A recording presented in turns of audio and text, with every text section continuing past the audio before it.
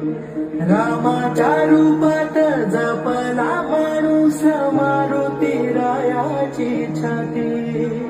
वाघाची दिलाली कपाळी टिळा तुझे अंधारासाठी, धनक भीतीची नवती भवती आभाळ रे माझ्या पाठी, देऊन की